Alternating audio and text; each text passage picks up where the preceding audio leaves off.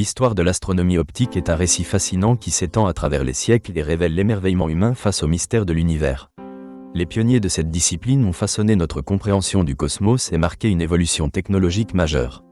En étudiant les premiers instruments, les méthodes d'observation innovantes et les découvertes révolutionnaires, nous pouvons apprécier l'importance de ces scientifiques dans l'avancement de notre connaissance.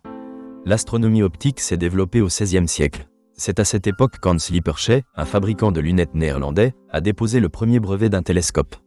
Cet instrument, combinant une lentille convexe et une lentille concave, a ouvert la voie à des observations astronomiques inédites. Avant cette invention, l'observation du ciel était limitée à l'œil nu. Les astronomes pouvaient voir les étoiles, mais ils étaient incapables de déduire certaines vérités fondamentales. Lippershey a démontré qu'en utilisant des verres, il était possible d'observer des objets célestes bien plus éloignés. Bien que Hans Lippershey soit souvent crédité de l'invention du télescope, l'essor de l'astronomie optique ne débute qu'avec Galilée. Ce génie italien a révélé le potentiel énorme du télescope en le transformant en un outil d'observation scientifique.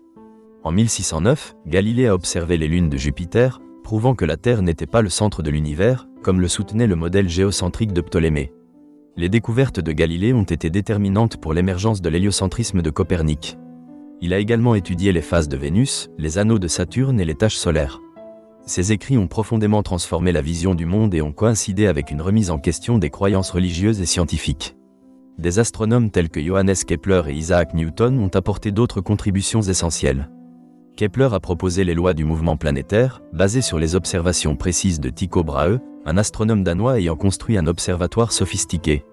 Les mesures de Brahe ont permis à Kepler de formuler ces trois lois, qui stipulent que les planètes orbitent autour du Soleil en trajectoires elliptiques. C'était une percée majeure qui a jeté les bases de la mécanique céleste.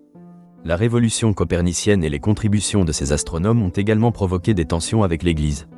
La vision héliocentrique remettait en question l'autorité religieuse qui considérait la Terre comme le centre de la création divine. Cette lutte entre science et dogme a entraîné des confrontations célèbres, comme le procès de Galilée en 1633, où celui-ci a été contraint de renier ses découvertes pour éviter des conséquences plus sévères. L'histoire rappelle qu'une avancée scientifique n'est pas seulement le fruit de l'ingéniosité, mais qu'elle s'accompagne souvent d'obstacles sociopolitiques et éthiques. Au XIXe siècle, l'astronomie optique a été relancée grâce à l'amélioration des télescopes. L'un des grands astronomes de cette époque était le Britannique William Herschel.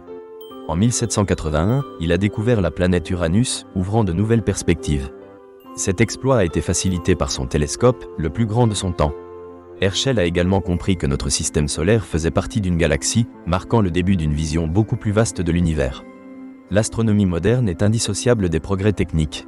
Au tournant du XXe siècle, elle a intégré la photographie. Les plaques photographiques ont permis des observations plus longues et plus précises, donnant lieu à des découvertes majeures concernant les nébuleuses, les galaxies et les étoiles. L'astronome américain Edwin Hubble a réalisé des avancées significatives en découvrant la loi d'expansion de l'univers, révélant que les galaxies s'éloignent les unes des autres. Cela a permis de postuler l'existence du Big Bang, un fondement de notre compréhension cosmologique actuelle.